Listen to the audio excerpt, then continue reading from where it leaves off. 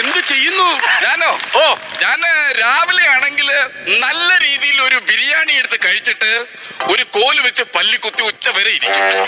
ഉച്ചയ്ക്ക് ശേഷമാണെങ്കിൽ ചാരുകസാരയിൽ ഇങ്ങനെ ചരിഞ്ഞു കിടന്നോണ്ട് കോട്ടുവാടി, ഇങ്ങനെ 2 പരിപാടി ഇപ്പൊ ഉള്ളത്. ഇതൊക്കെ ഒരു ജോലിയാണോ? പണത്തിന്റെ കുന്തളിപ്പ്.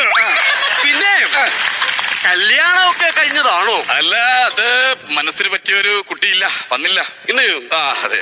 കണ്ടോ, ഞാനാണ് ഈ പയ്യന് പെണ്ണിനെ കൊണ്ട് കൊടുത്തത്. അത് ശരി. നല്ല കാശ്മീരി ആപ്പിൾ പോലത്തെ ഒരു പെണ്ണിനെയാ ഞാൻ കൊണ്ട് കൊടുത്തേ. അത് നിങ്ങളുടെ കല്യാണം കഴിഞ്ഞായിരുന്നോ? ഇല്ല.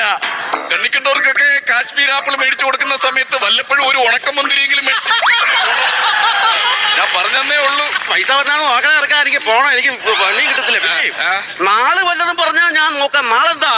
നാളെ 1 കലം ചാള പുഴുങ്ങിയിട്ട് നമ്മുടെ ജിമ്മിപ്പട്ടിയെ കൊതിയാക്കി അവിടെ ഇരുന്ന് അതിന്റെ മുമ്പ് ഇരുന്ന് കഴിക്കണം. അതാ. അയ്യോ, അതല്ലെന്ന്. നാള് നക്ഷത്രം. നക്ഷത്രം എന്ന് പറഞ്ഞാ മുകളിൽ കിടന്ന് ഇങ്ങനെ കത്തുമ്പം താഴെ കിടന്ന് ഇങ്ങനെ അണയും, വീണ്ടും കത്തുമ്പം താഴെ കിടന്ന് അണയും. ക്രിസ്മസിന് വീട്ടിൽ മേടിച്ച നക്ഷത്രം. ഈ ഇങ്ങനെ ക്രിസ്മസ് നക്ഷത്രം തൂക്കിയോണ്ട് നടന്നോ? പിന്നെ എന്താ ചോദിച്ചേ? ജന്മ നക്ഷത്രം. ഭരണിയാണ് എന്റെ നക്ഷത്രം. ഭരണിയാണെങ്കിൽ ഒരു പെണ്ണുണ്ട്. പൂരമാണ്. ഈ ഭരണിയിൽ പൂരം നടക്കൂ? സംഭവം റിസ്ക് ആണ്. ആദ്യം പഞ്ചാരി മേളക്കാരെ ഭരണിയിലേക്ക് ഇറക്കി ഒരു പൊട്ടിപ്പ് പൊട്ടിക്കണം.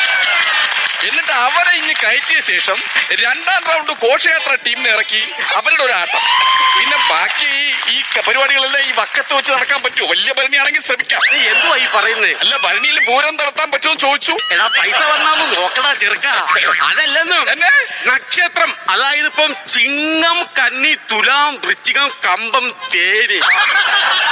കമ്പം തേനിയാ? ചെമ്പം വിനോദം. ചെമ്പം വിനോദം അല്ലല്ലോ, കുംഭം മീനം. കുംഭം മീനം. അപ്പൊ കുംഭം മീനത്തിന് ഒരു കല്യാണം നടക്കാൻ അങ്ങനെ സാധ്യതയുണ്ട്. എന്നെ ശവത്തിൽ ചവിട്ടിയുടെ കല്യാണം നടക്കുള്ളൂ.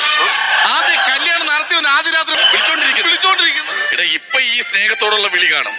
ഇനി അങ്ങോട്ടാണ് അവള് നല്ല വിളി വിളിക്കാൻ പോണത്. ഫോണും കൊണ്ട് പോണം. പിന്നെയും ഒരു പെണ്ണ് ആലോചിക്കട്ടാ. ആലോചിക്കാം.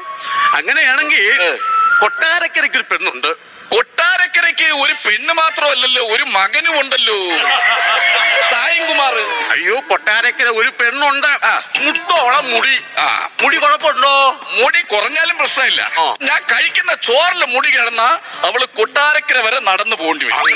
ആ ഒരു പ്രശ്നമുണ്ട്. അപ്പൊ നമ്മുടെ കൊട്ടാരക്കരത്തെ പെണ്ണ്, കൊട്ടാരക്കരത്തെ പെണ്ണെന്ന് പറഞ്ഞാ പെണ്ണ് എങ്ങനെ ഇരിക്കണം? പെണ്ണെന്ന് പറഞ്ഞു കഴിഞ്ഞാൽ ഈ സാധാരണ പെണ്ണുങ്ങൾ എങ്ങനെയാണ് ഇരിക്കുന്ന അതുപോലെ ഇരുന്നാ മതി. അല്ലാതെ അങ്ങനെ മാറിയിരിക്കുന്ന പറഞ്ഞാൽ ഈ സർക്കസിലെ പെണ്ണുങ്ങളൊക്കെ അല്ലേ, ഈ കാലെടുത്ത് ഇങ്ങനെ ഇവിടെയൊക്കെ വെച്ച് ഇങ്ങനെയൊക്കെ ഇരിക്കുന്നു. അത് വേണ്ട. സാധാരണ പെണ്ണുങ്ങൾ ഇരിക്കുന്ന പോലെ ഇരിക്കുന്ന ഒരു പെണ്ണിനെ മതി. അങ്ങനെ മതിയാണെങ്കിൽ ജാതി ഏതാ? പച്ചപ്പാതിരേക്ക് ഒരു സ്ഥലത്ത് വന്നിട്ട് ഒരു മനുഷ്യന്റെ മുഖത്ത് നോക്കി ജാതി ചോദിക്കുന്നു. നിങ്ങൾ എവിടുത്തെ മനുഷ്യനാണ്? നിങ്ങളുടെ കൈ കാണിച്ചേ. ഈ കൈ മുറിഞ്ഞാലും ഒരേ കളർ രക്തമാണ് വരുന്നത്. ഒരു ജാതി, ഒരു മതം, ഒരു ദൈവം എന്നാണ് എന്റെ ഗുരുക്കന്മാർ എന്നെ പഠിപ്പിച്ചിട്ടുള്ളത്. പെണ്ണ് നോക്കുമ്പം വിശ്വകർമ്മ തട്ടാർ വിഭാഗത്തിൽ ഒരു പെണ്ണ്. ബിസിനസ് എന്താണ്? ബിസിനസ് എനിക്ക് വൻകിട ബിസിനസ് ആണ്. അയ്യോ, അത് മാത്രം പറ്റത്തില്ല കേട്ടോ. മത്തി, അയല, ചാള, ചൂര അതിന്റെ കൂടെ വൻകിട വിറ്റാലേ കച്ചവടം തുടങ്ങും. അയ്യോ, അതല്ലെന്ന് വൻകിട ഒരുപാട് ബിസിനസ്സുകൾ ഉണ്ടെന്ന് പറഞ്ഞാണ്.